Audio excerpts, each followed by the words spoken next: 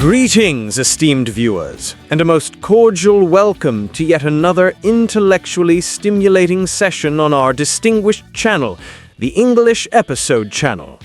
I am your host, Jojo, and it is with profound pleasure that I present to you my co-host, the effervescent and sagacious Lili. Whoa. Hold your horses, Jojo. Effervescent and sagacious? You sound like you're introducing a character from a Shakespeare play, not your co-host on YouTube. And profound pleasure. Are you secretly a 100-year-old vampire? I was merely attempting to enrich our viewers' vocabulary. It is a sign of eloquence, is it not, to demonstrate a vast lexicon? It's a sign that you swallowed a dictionary for breakfast. Welcome, everyone, to the English Episode Channel, the place where we rescue you from sounding like a walking thesaurus on your first date. Jojo, my friend, the goal is to communicate, not to confuse. Connection over complication. Truly. So, when I met that person at the coffee shop yesterday and I proclaimed it is a profound pleasure to make your acquaintance, that was suboptimal? Suboptimal? Jojo, it was a catastrophe. No wonder they just smiled nervously and slowly backed away. You could have just said, "Hey, it was great meeting you." And that, ladies and gentlemen, brings us to our epic topic for today: textbook English versus real-life English. How to stop sounding like a robot and start sounding awesome. We are going to break down the crucial differences between the English you learn in a book and the English people actually speak. An intriguing premise. So, you are suggesting that the formal structures I have painstakingly memorized are in essence obsolete? Not obsolete, just for specific situations, like a job interview with the Queen of England. But for hanging out with friends, ordering a pizza, you need the real stuff. Let's start with the most basic exchange ever. How are you? What's the textbook answer, Jojo? That is elementary. The correct response is, "I am fine, thank you. And you?" It is the pinnacle of politeness and structure. It's also what a robot would say. Nobody, and I mean nobody, says that in a casual conversation. It sounds so stiff. Real people use a million other phrases. For example, if you're genuinely feeling good, you might say, "I'm good, you?" Or, "Doing pretty well, thanks." Or even just a, "Not bad, not bad." Not bad, but that implies a neutral or even slightly negative state. Is that not misleading if one is, in fact, feeling quite good? Welcome to the world of English understatement. Not bad is often used as a positive response. It means things are good. Now, what if you're just all right, maybe a little tired? You could say, "I'm all right," or "hanging in there." That one's great for a Monday morning. It means you're surviving. Fascinating. So, the emotional subtext is conveyed through colloquialisms rather than direct statements. What if one is feeling exceptionally wonderful? Then you can be more enthusiastic. "Couldn't be better," or "I'm fantastic." But again, tone is everything. If you say, "I'm fantastic," in a flat voice, people will think you're being sarcastic. You have to sound like you mean it. It's about the music of the language, not just the words. The music of the language. I like that. It's poetic. So instead of a rigid script, it is more like an improvisational jazz performance. Exactly. And speaking of performances, if you're enjoying this little jam session of ours, now would be a perfect time to hit that like button. It really helps our channel grow. And if you haven't already, press subscribe so you don't miss our next video. We'd also love to hear from you in the comments. What's the most confusing real-life English phrase you've ever heard? An excellent suggestion. I am curious to read the responses. Let us proceed to our next point of discussion, making plans. I surmise this is another area fraught with potential for linguistic awkwardness. Fraught with awkwardness is Jojo speak for a total minefield. Yes. Let's say you want to invite someone to watch a movie. What would the textbook Jojo approved version be? It would be polite and clear. Something like, pardon me, I was wondering if you would be interested in accompanying me to the cinema on Friday evening. Oh, Jojo. It's beautiful. It's respectful. It's also what my grandfather would say. A modern, casual way to ask would be, hey, do you want to catch a movie on Friday? Or even shorter, up for a movie Friday? Catch a movie. The movie is not a physical object to be caught. This is illogical. It's an idiom. It just means to go see a movie. Catch a game, catch a flight, catch a bus. We catch a lot of things that aren't balls. Another one is grab. Want to grab a coffee sometime? You're not physically grabbing it out of the air. It just means to get coffee in a casual, relaxed way. It's less pressure. I see. The informality of the verb reduces the social pressure of the invitation. Ingenious. Now, what about the response? In my textbook, the affirmative response is, yes, I would be delighted to attend. And if you say that, the other person might check if you're feeling okay. Real-life positive responses are things like, yeah, sounds good, or for sure, or my personal favorite, I'm down. I am down. That sounds negative, like you are feeling sad or depressed. I am down to go to the cinema. It sounds like you are reluctantly agreeing to a terrible fate. I know, it's totally counterintuitive, but I'm down, or I'm so down for that, is a very enthusiastic yes. It means I'm totally in, or I'm game. It's cool, it's casual, it's friendly. So if someone says, want to grab pizza? You can say, oh yeah, I'm down, and they'll know you're excited. This is a linguistic labyrinth. What about a negative response? The book suggests, I regret to inform you that I am unable to attend due to a prior engagement. That sounds like you're rejecting a formal wedding invitation, not your friend's offer to get tacos. It's too much. If you can't go, you can soften the blow. Say something like, I can't on Friday, I'm busy. Maybe another time though. This shows you're still interested. Or you can use a magic phrase. I'll have to take a rain check. A rain check? What does precipitation have to do with my social calendar? It's a great idiom. It comes from baseball. If a game was canceled because of rain, you'd get a rain check ticket to attend a future game. So, in conversation, it means, I can't do it now, but I'd like to do it with you in the future. It's a polite way of saying no without closing the door. Can't make it tonight. Can I take a rain check? It's perfect. So, to summarize, use casual verbs like catch or grab, respond with I'm down for yes, and take a rain check for a polite no. This is incredibly practical. See, you're getting it. And you, our wonderful audience, are you getting it too? If this is making sense, give this video a share with a friend who is also learning English. Let's help everyone stop sounding like a textbook. And don't forget to comment below with what topic you want us to cover next. Do you want more idioms, phrasal verbs? Let us know. Let us move on to expressing opinions.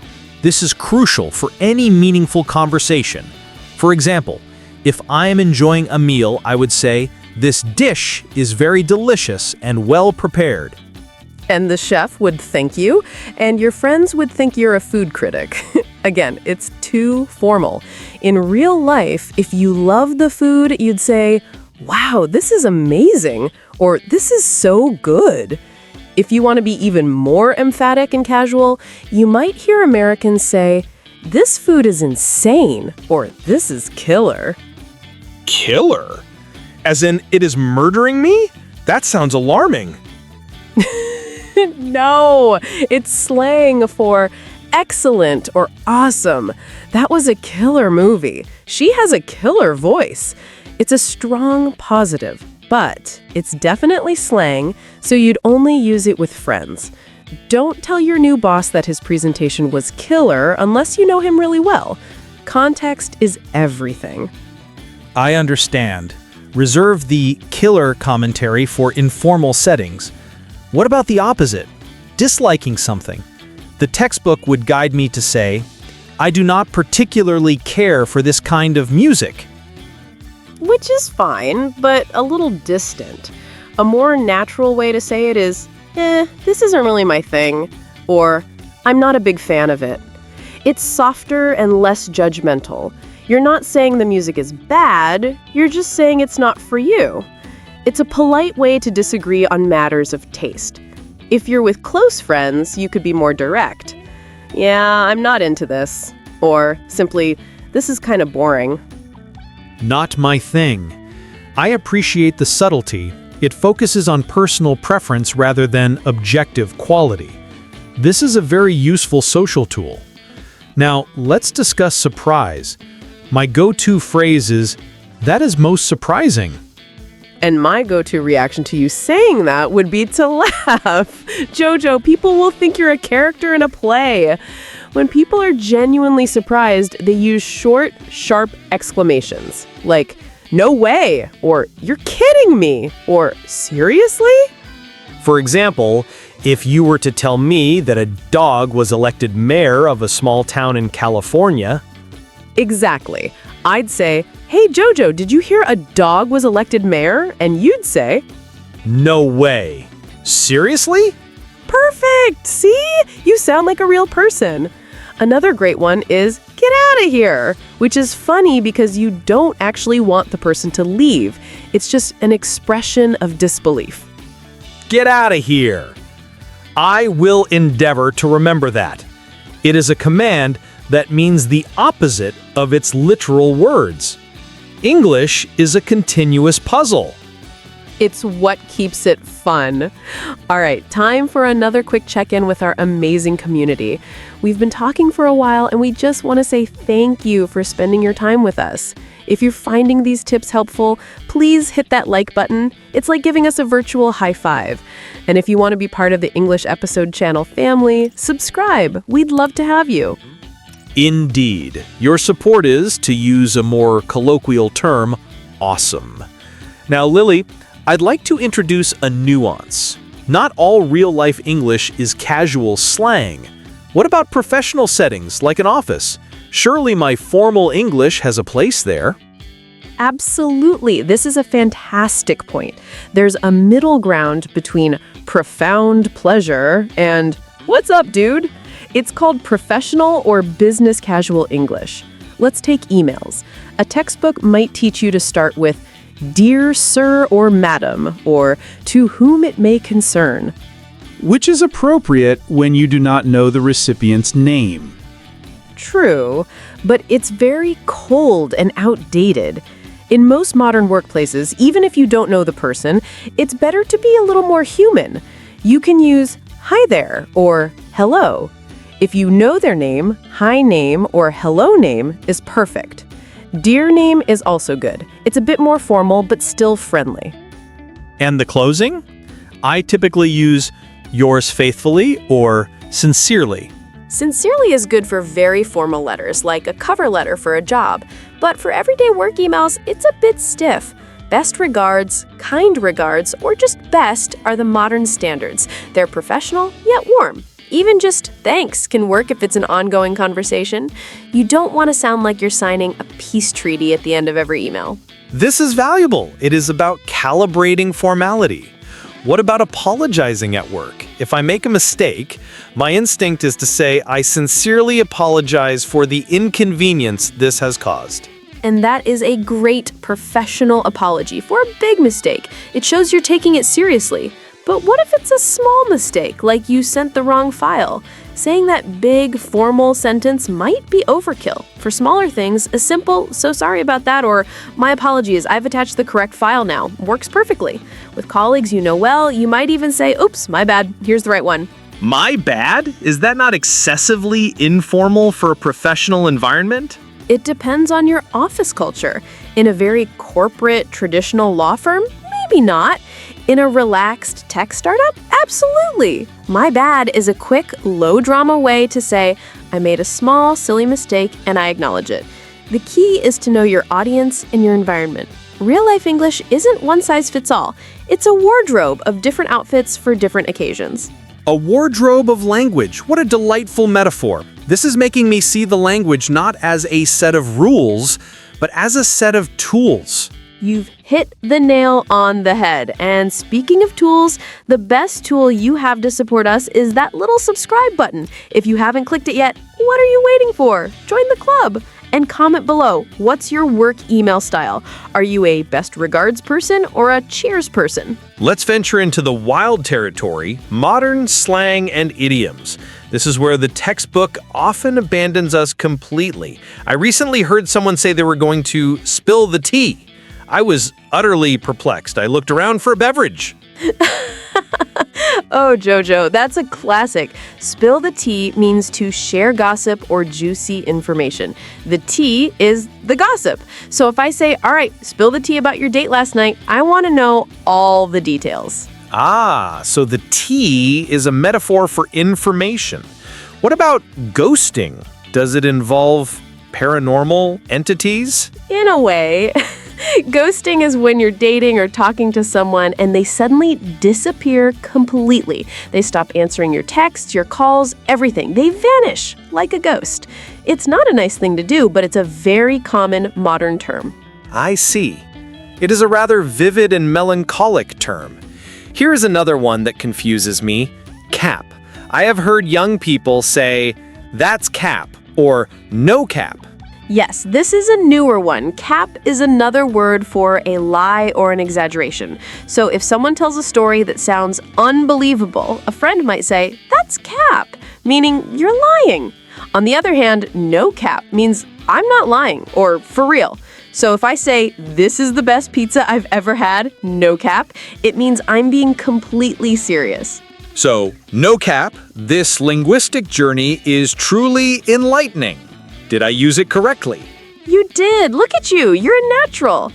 What about the word bet? I've heard it used as a response. Ah, yes. A bet is a wager, a sum of money staked on an uncertain outcome. In a dictionary, yes.